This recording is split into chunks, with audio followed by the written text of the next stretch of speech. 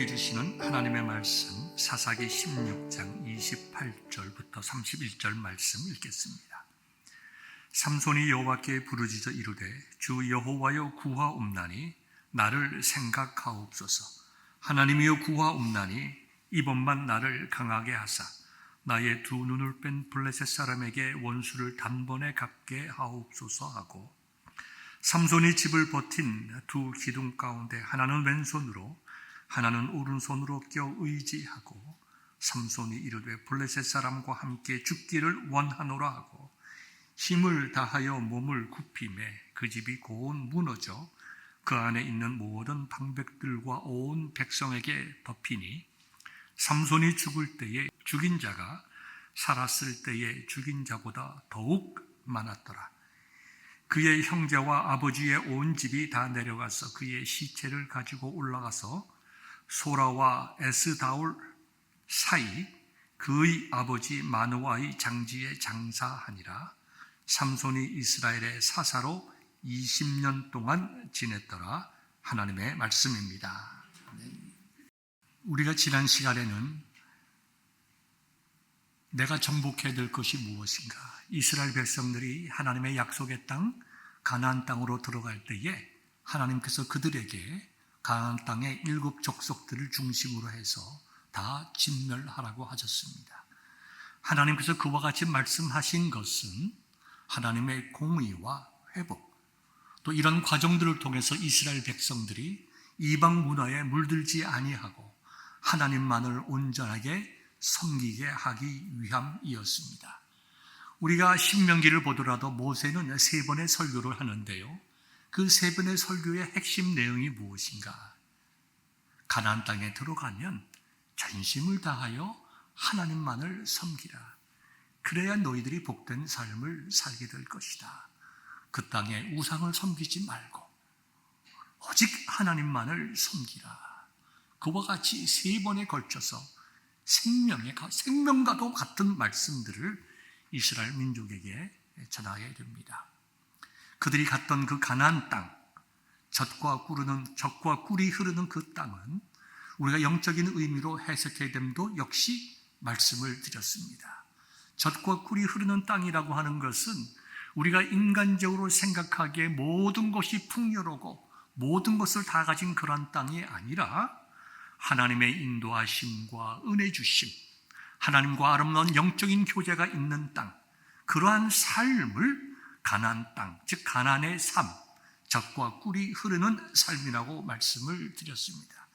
이와 같은 의미로 예수님께서도 이미 천국이 너희에게 임했다고 말씀하셨고 우리 속에 천국이 이미 있다고 말씀을 하셨던 것입니다. 마태복음과 누가복음에서 말씀을 하셨죠. 그래서 이제 이 여호수아가 이스라엘 민족을 이끌고 가나안 땅에 들어가서 정확하게 연도가 나와 있지 않지만 우리가 여러 가지 성경적인 데이터를 조사를 해보면 약 25년 동안 가나안 땅에 머물면서 여러 가나안 땅 그 사람들을 점령해 나가고 그 다음에 이스라엘 민족이 그 땅에 살아갈 수 있도록 잘 지도를 합니다. 한 25년 정도 지도를 하고 그 여호수아가 이제 세상을 떠날 때쯤 되었을 때에 여러분이 아시다시피 여호수아는 110세에 하나님께로 가게 되지 않습니까? 그때에 이스라엘 민족들을 향하여 모세처럼 마지막 권면을 하게 됩니다. 그 내용들이 이제 그 여호수아서 24장에 나와 있는데요, 여호수아는 이스라엘 12지파에 이제 우두머리들을 다 모아놓고 이야기를 합니다. 2번의 권면과 1번의 약조를 하게 됩니다. 내용은 간단합니다.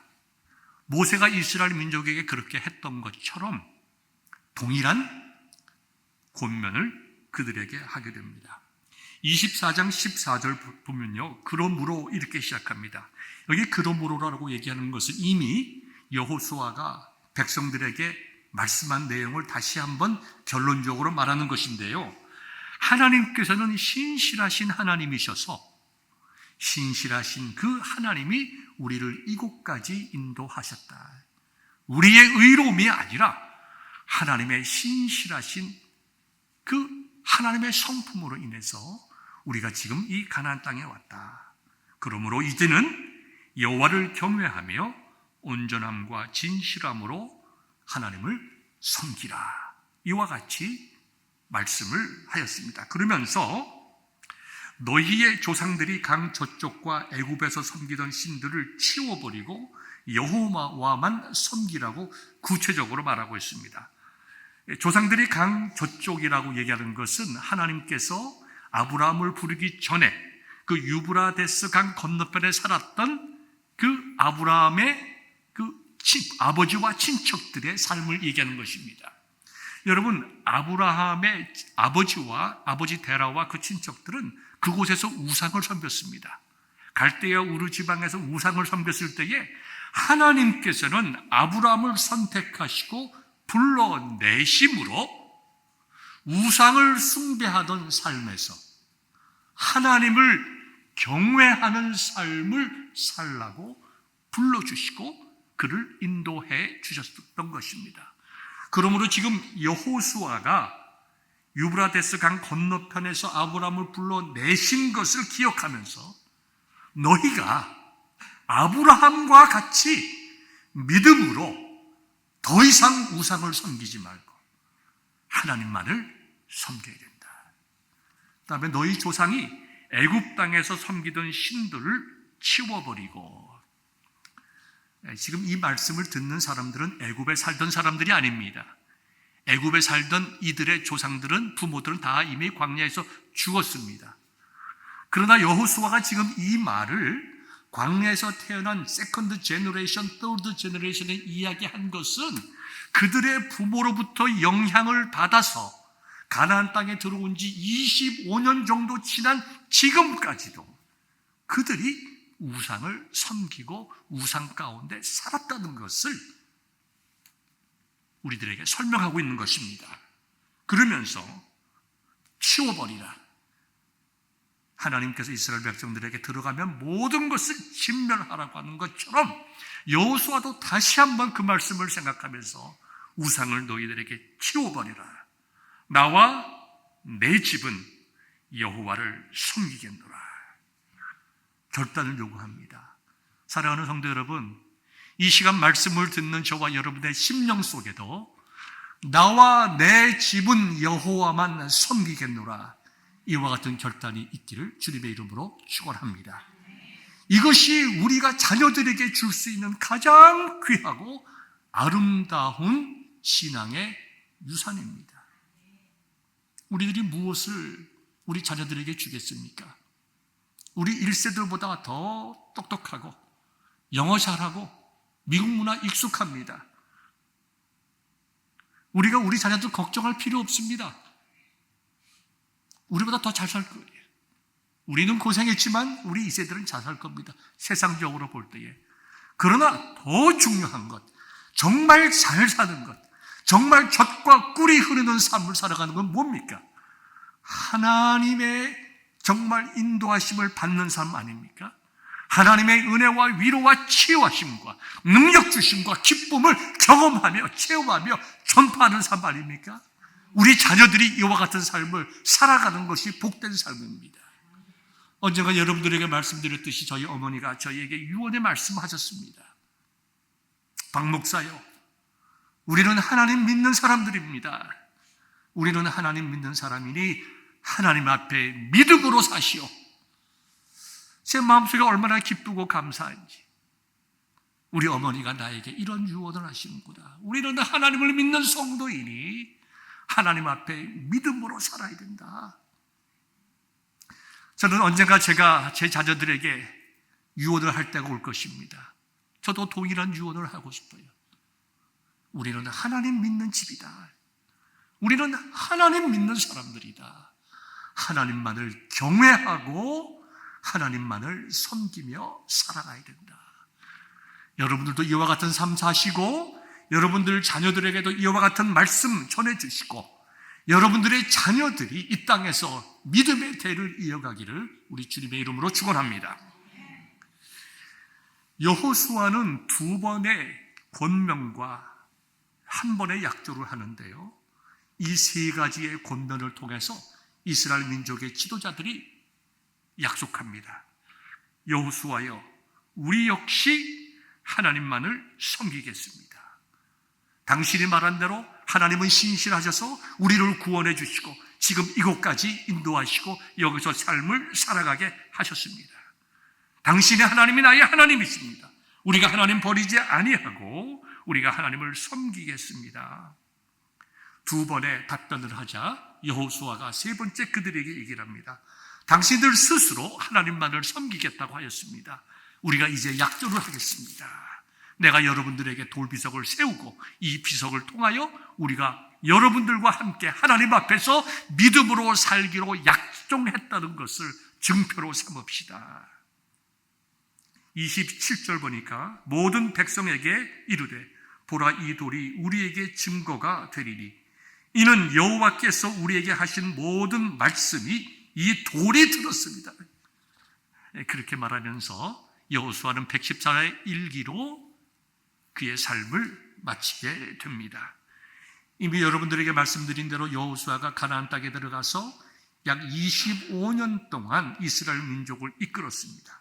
그 뒤에 일어나는 일을 기록한 것이 오늘 저와 여러분들이 읽은 사사기의 내용인데요. 사사기 1장 1절은 이렇게 시작합니다. 여호수아가 죽은 후에, 즉 여호수아가 죽은 후에 사무엘이 사울 왕을 세우기까지 약 340년의 이스라엘 민족의 역사를 기록한 책이 이 사사기인데요. 사사기는 지속적으로 반복하는 매우 중요한 한 센텐스의 말씀이 있습니다. 그 말씀의 내용이 무엇인가 하니까 그때의 이스라엘의 왕이 없으므로 사람들이 자기 소견에 좋은 대로 행하였더라. 지난주에도 조금 말씀을 드렸지만 왜 이스라엘의 왕이 없습니까? 이스라엘의 왕은 하나님이십니다. 하나님만이 이스라엘의 왕이십니다.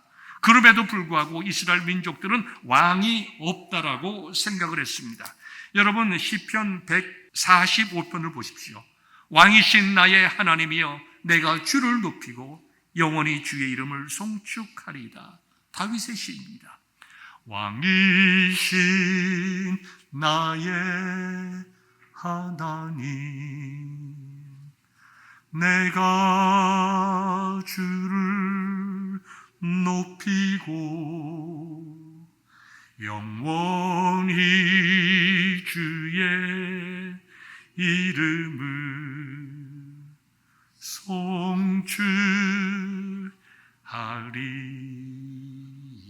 송축하리이다. 다윗의 시입니다. 다윗은 많은 고난을 겪은 사람입니다. 억울한 일도 많이 당했습니다. 그러나 다윗이 그 고난과 어려움 속에서 왜 그와 같은 새로운 힘을 얻었습니까? 다윗은 그의 왕이 하나님이신 줄 알았기 때문입니다. 하나님만이 나의 왕이시요 나의 힘이시요 나의 반석이시요 나의 산성이심을 알았기에 하나님의 인도하심을 받으며 살아갔습니다. 그러므로 진정으로 젖과 꿀이 흐르는 삶을 경험한 사람은 다윗입니다.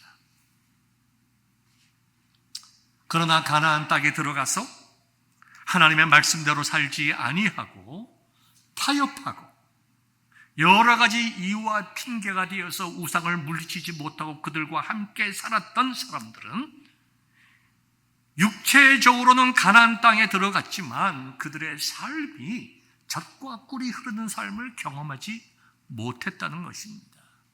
여러분 이스라엘 민족의 역사를 보십시오. 가나안 땅에 들어가서 지금까지 그들이 진정으로 젖과 꿀이 흐르는 삶을 경험했습니까?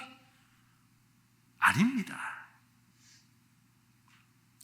여호수아가 죽은 후에 약 340년 동안 이스라엘 민족들은 자기 마음대로 살았어요. 하나님의 왕 되심을 부인하며 살았습니다. 하나님의 왕 되심을 부인하니까 하나님의 말씀이 그들의 심령 속에 없습니다. 우리가 늘 고백하듯이 하나님의 말씀은 우리의 길과 진리요 우리의 신앙과 생활의 유일한 기준이기에 하나님의 말씀으로 생각하고 하나님의 말씀으로 판단하고 하나님의 말씀대로 따라가야 우리가 젖과 꿀이 흐르는 삶을 살아갈 수 있는데 왕이 없으니까, 그들의 생각하기에 하나님의 말씀을 존중하지 않으니까 다 자기 생각에 좋은 대로, 내 생각에는, 당신 생각에는, 우리 생각에는 그리고 살았습니다. 하나님의 말씀을 떠난 그들의 삶에는 하나님의 징계가 있었습니다. 어떤 징계를 주셨냐 하면, 하나님께서 그 이스라엘 민족들이 가나안 땅에서 고난과 고통의 삶을 살아가게 하셨습니다. 그들이 완전히 물리치지 못했던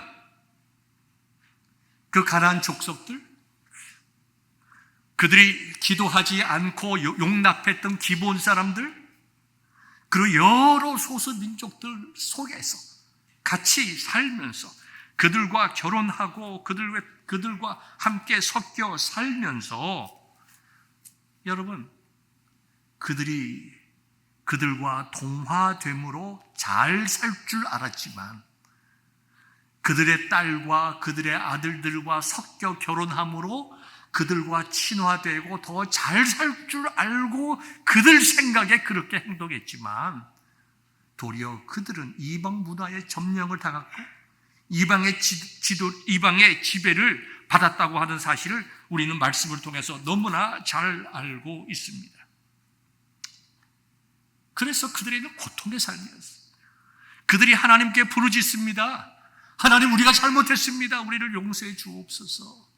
우리가 하나님의 말씀대로 살아가지 아니하고 우리가 우상 섬기며 살았습니다. 용서해 주세요. 하나님께 부르짖을 때, 고통 가운데 있을 때에 하나님께서 지도자를 세우셔서 이스라엘 민족을 구원해 내셨던 기록이 사사기고, 그 세우신 하나님의 종들을 우리가 사사라고 합니다. 사사기에는 12명의 사사가 기록되어 있는데요, 오늘 저와 여러분들이 함께 나눌 삼손에 관한 내용은 맨 마지막 부분에 나와 있습니다. 12명의 기록된 사사 중에 마지막으로 나와 있는 사사가 바로 삼손입니다.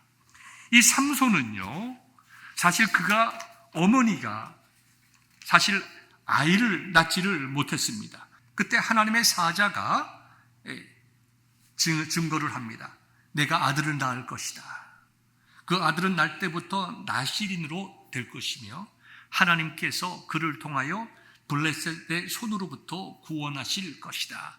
사사기 13장부터 보면 이제 그 삼손의 출생과 삼손이 어떠한 일을 할 것인가를 분명히 기록을 해 놓았습니다. 자, 아들을 낳을 것인데 나면서부터 나실인이 될 것이다. 여기 나실인이라고 하는 것은 구별되었다는 것입니다. 하나님께서 하나님의 특별한 목적을 위해서 구별되게 세운 사람을 나실인이라고 얘기를 합니다. 또 다르게 얘기하면 구별하여 거룩하게 세운 자를 말합니다. 이 나실인들은요, 하나님 앞에서 구별되어 거룩한 삶을 살기 위해서 특별히 세 가지를 하지 않았습니다. 포도주와 독주를 마시지 않았고, 머리를 자르지 않았으며, 죽은 시체를 가까이 하지 않았습니다. 다 상징적인 의미가 되는데요, 하나님 앞에 거룩하다라는 것은 뭐예요? 세상과 구별되는 것 아닙니까? 세상과 구별된다고 하는 것은 세상의 욕망을 따라가지 않는 거예요. 여기 포도주와 독주라고 하는 것은 우리에게 쾌락을 주는 거예요. 우리 육체의 쾌락을 추구하지 말고 자신을 구별하여 하나님 앞에 거룩하게 서야 되는 사람을 나실인이라고 얘기합니다. 머리를 자르지 않는 것은 삼손처럼 머리를 길어서 거기서 힘이 나오는 것이 아니라 자신의 삶의 주인이 하나님이심을 인식하고 살라고 하는 것입니다. 신약 성경에도 보면 사도 바울은 여자의 머리는 남자라고 얘기를 했습니다. 권위를 상징합니다. 특별히 우리 모든 사람의 권위는 하나님이지만 특별히 나실인으로 부름을 받았을 때에 무엇을 말씀하시는가? 하나님께서 너에게 주신 말씀과 사명에 순종하여 하나님을 경외하며 그분의 권위에 순종하는 삶을 살아야 된다. 세상 사람들이 어떻게 살든지 너는 하나님 중심으로 하나님을 섬기며 살아야 된다. 그것을 깨닫게 하기 위해서 머리를 자르지 않았습니다. 시체라고 하는 것은 죽음을 상징합니다. 죽음은 죄의 결과입니다. 또다시 강조하는 것이 죄로부터 구별되어 살아야 된다. 이것이 나시린입니다. 여러분, 현대의 나시린이 누군가요? 성령의 대표적인 나시린이 누가 있습니까? 오늘 삼손이 있습니다. 사무엘이 있습니다. 세례 요한도 나시린입니다. 여러분들이 나시린입니다. 제가 나시린입니다. 우리 모두가 다 나시린이에요. 하나님께서 저와 여러분들을 구별하여 세워놓으셨기 때문에 우리는 넓은 의미에서 나시린이에요. 하나님께 구별되어 하나님을 향하여 나의 모든 것을 들여서 삶을 살아가야 할 나시린입니다. 세상의 유혹과 정욕과 쾌락으로부터 우리 자신들을 구별하며 살아야 되는 것입니다. 하나님의 말씀을 중심으로 그 말씀을 따라가는 삶을 살아야 되는 사람입니다. 세상의 죄로부터 우리 자신들을 구별하여 또 그러한 삶을 살기 위해 우리 자신들을 꺾고 믿음으로 살아가야 할 사람들, 저와 여러분들이 나시린이에요. 삼손은 나시린이었습니다. 그는 나시린으로 태어나서 하나님의 은혜와 복 가운데 잘 자랐는데요. 삼손의 인생을 세 단계로 나누면 첫 단계는 여기까지입니다. 두 번째 단계는 삼손이 그 시대의 문화 속으로 들어가는, 왜 하나님께서 그렇게 너희들이 가나안 땅의 모든 사람들을 침략하여야 하는지에 대한 또 다른 이유를 우리에게 보여주는데요. 삼손은 성장해서 이제 결혼할 때가 되자 부모가 반대함에도 불구하고 딥나라는 곳에 사는 블레셋 여자와 결혼하였습니다. 이것은 당시의 타락한 모습을 보여줍니다. 자기 좋은 대로. 분명히 부모가 다르게 얘기했을 것입니다. 삼손아, 너는 나시린이다. 너는 하나님께 드림받은 사람이다. 세상 사람들은 다 그렇게 산다 하더라도 너는 그렇게 살면 안 된다. 부모가 그렇게 반대했음에도 불구하고 삼손은 얼마나 그 딥나에 사는 블레셋 여자가 아름다웠는지는 모르지만 하나님 말씀보다 자기의 정욕에 이끌려서 그 여자와 결혼합니다. 자세한 이야기는 오늘 말씀드리지 않겠지만 이 결혼 과정을 통해서 수많은 잘못된 일들이 일어나고 사람이 죽고 싸우게 됩니다. 왜 그러냐 하면 시작부터 잘못된 길로 들어섰기 때문입니다. 삼손의 마음속에는 내가 블레셋과 가까이 하고 그러므로 그들을 치려고 하는, 그들을 물리치려고 하는 그와 같은 마음이 있었습니다. 그러나 아무리 자기가 주신 목적, 사명, 블레셋을 꺾어버리는 것이라고 하더라도 그 과정이 잘못되면 다른 결과는 나올 수가 없는 것입니다. 삼손이 블레셋 여자와 결혼하지 않는다고 해서 블레셋과 싸워서 지는 것은 결코 아닙니다. 그는 잘못된 길을 들어가서 잘못된 결과를 가져오게 됩니다. 그 다음에 여러 가지 사건들을 통해서 그는 블레셋 사람들을 많이 죽이기도 하고 나귀의 토뼈로 1,000명을 죽이기까지도 합니다. 비록 그는 잘못된 길로 가서 죄악된 삶을 살았지만 하나님께서는 여전히 그에게 사명을 주시고 그 사명을 감당해 나갈 수 있는 은혜를 베푸셨다라고 하는 것을 우리가 알 수 있습니다. 여기까지는 2단계라고 생각할 수가 있어요. 이와 같은 경험이 있으면, 실패의 경험이 있으면, 부끄러운 경험이 있으면 삼손은 어떻게 해야 돼요? 회개하고 하나님께로 돌아가야죠. 자기가 나시린 거 아닙니까? 사사 아닙니까? 그의 가족과 이스라엘 민족들이 자기가 사사인 걸 알고 있지 않습니까?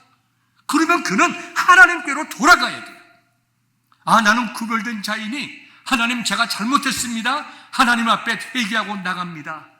저를 회복해 주옵소서. 근데 참으로 안타깝게도 삼손은 그러지 않았어요. 여전히 블레셋 여인을 좋아했습니다. 여러분, 이방 여자를 가장 좋아하는 사람이 누굴까요? 우리 성경 보면 솔로몬입니다. 그가 왕이 되었을 때 그의 마음의 문을 열고 하나님의 음성을 듣기 위해서 1,000번의 제사를 드렸습니다. 1,000마리의 소와 양을 잡아 죽였죠. 그 피를 뒤집어 쓰면서 내가 하나님 앞에서 죽어야 할 죄인인데 하나님 나 대신 이 죄 없는 이 좀 무지한 이 짐승이 피를 흘리며 고통받고 죽습니다. 그 자기가 짐승을 잡으면서 그 피를 뒤집어 쓰며 피비린내를 맡으면서 하나님 앞에서 겸비해졌던 그 솔로몬이 뭐 때문에 망하죠? 이방 여인들 때문에 망합니까? 그것은 현상이죠.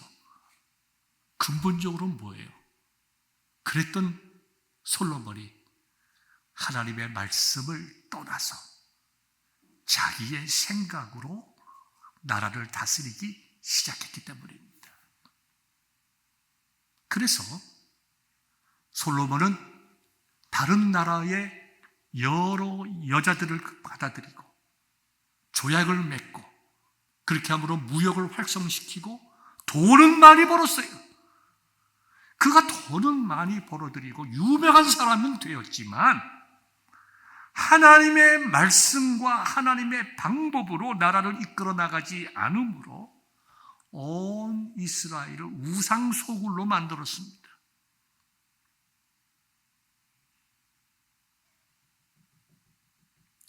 삼손도 역시 물론 솔로몬 전의 사람이지만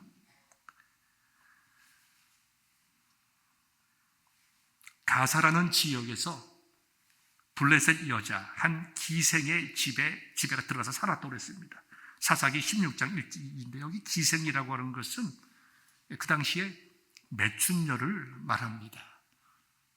하나님의 종이 거룩하게 구별된 나실이니 블레셋 사람들을 쳐서 민족을 구원해야 할 나실인 사사가 자기 생각에는 그 지역에 들어가서 살아야 그 사람들을 칠 수 있는 기회를 얻을 수 있다라고 생각했는지는 모르지만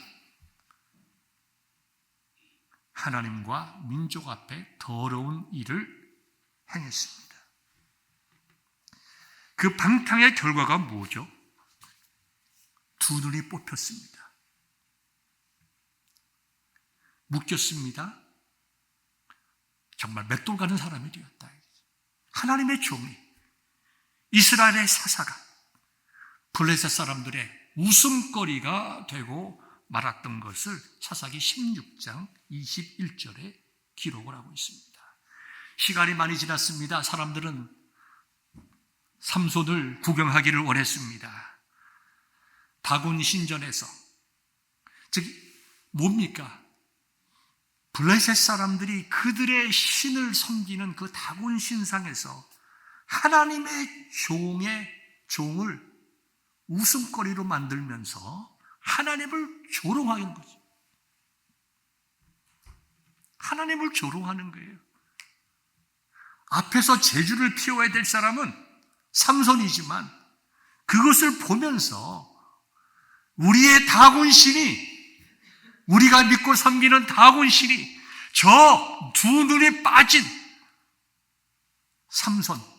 삼손이 믿던 그 하나님보다 더 위대하고 훌륭하다. 그거 하기 위해서 삼손 불러낸 것입니다. 삼손이 끌려갑니다. 그리고 삼손이 한 그 기도의 내용이 오늘 우리가 읽은 본문 아닙니까? 삼손이 여호와께 부르짖어 이르되 주 여호와여 구하옵나니 나를 생각하옵소서. 하나님이여 구하옵나니 이번만 나를 강하게 하사 나의 두 눈을 뺀 블레셋 사람에게 원수를 단번에 갚게 하옵소서. 이게 개인적인 복수라고 생각하십니까? 예, 아닙니다. 물론 개인적인 복수가 그 안에 없진 않겠지만 여기 뭘 부르짖습니까? 이 삼손이 뭘 부르짖어요? 삼손이 하나님 앞에 처절하게 회개하며 하나님의 은혜를 구한 것입니다. 삼손이 강해서 키가 큰 거인이어서 1000명을 나귀턱뼈로 때려 죽이고 여우 300마리를 잡고 이와 같은 일을 했습니까? 성경은 분명하게 여호와의 신이 삼손에게 함께함으로 놀라운 일을 했다고 성경이 분명히 기록하고 있습니다.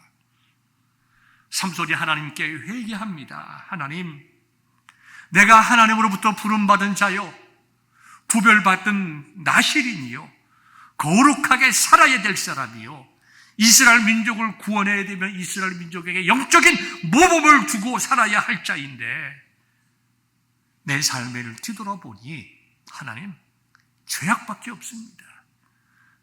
부모가 그렇게 반대했음에도 불구하고 블레셋 여자와 결혼을 했고, 그럼에도 불구하고 다시 한번 깨닫지 못하고 블레셋 창기의 집에 들어가서 살았고, 그로 인해서 고통을 당했고, 내가 이와 같이 죽음 앞에 섰습니다. 하나님, 나를 한 번만 용서하여 주시고 하나님께서 나를 부르신 대로 하나님의 사명을 위하여 내 생명 바쳐 쓰임받게 하옵소서. 이게 지금 삼손의 회개의 기도예요. 여러분, 우리가 잘 아는 그 조용기 목사님 있지 않습니까? 조용기 목사님이 찬송가 가사를 적었는데요, 그게 308장입니다. 우리 찬송가, 내 평생 살아온 길이죠. 아마도 그 시대에 찬송가가 있다고 하면 이 삼손이 이 찬송가 308장을 불렀을 것 같아요. 여러분들 잘 아는 찬송이죠. 내 평생 살아온 길 뒤를 돌아보니 걸음마다 자욱마다 모두 죄뿐입니다. 우리 죄를 사신 주의 은혜 크시니 골고다의 언덕길 주님 바라봅니다. 나같이 못난 인간 주께서 살리시려 하늘나라 영광 보좌 모두 버리시었네. 낮고 낮은 세상에 사람 형상 입으신 하나님의 큰 사랑 어디에다 견주리. 예수님 나의 주님 사랑의 주 하나님, 이제 나는 예수님만 높이면서 살겠네. 나의 남은 인생을 주와 동행하면서 주님 사랑 전하며 말씀 따라 살겠네. 삼손의 기도입니다. 물론 찬송가의 내용이, 삼손이 그 당시에 예수님을 알지 못했지만 이 찬송가가 우리에게 증거하고 있는 신앙 고백, 조영기 목사님의 신앙 고백이 삼손의 신앙 고백이에요. 여호와여 부르짖어 이르되, 여호와께 부르짖어 이르되 주 여호와여 구하옵나니 나를 생각하옵소서. 내가 지금까지 내 인생 뒤돌아보니 하나님의 부름받고 은혜받아 주의 종이 되고 주의 귀한 직분자가 되고 내가 구역장이 되고 집사가 되고 장로가 되고 권사가 되었지만 뒤돌아보니 하나님 앞에 바른 삶 살아오지 못했습니다. 하나님 용서하여 주시고 다시 한번 주를 위하여, 하나님을 위하여 살아가게 하옵소서. 다곤신상에서 하나님을 조롱하는 저들에게 하나님의 위대함을 나타내게 하옵소서. 제 생명들이 오니 하나님 다시 한번 사용하여 주시고 하나님의 영광을 선포하여 주시고 이 민족을 구원하여 주옵소서. 그가 두 기둥을 정말 힘을 다하여 끌어안게 됩니다. 그때에 거기서 죽은 자들이 살았을 때 삼손이 죽인 자들보다 더 많다고 했습니다. 하나님의 영광을 드러내고 살아계신 하나님을 선포하고 참으로 인생의 마지막 순간이었지만 삼손은 사사로서 아름다운 면모를 보이고 이스라엘 민족들을 블레셋의 영향에서 구원해내고 그가 구별받은 사람으로서의 삶을 살아갔던 것을 우리가 기억하게 됩니다. 이제 말씀을 맺습니다. 여러분들의 세 가지 짧게 말씀드립니다. 여러분의 삶이 삼손의 삶입니다. 목사님 어떻게 나에게 그런 말씀할 수 있습니까? 아니요. 우리는 다 삼손의 삶을 살아가고 있습니다.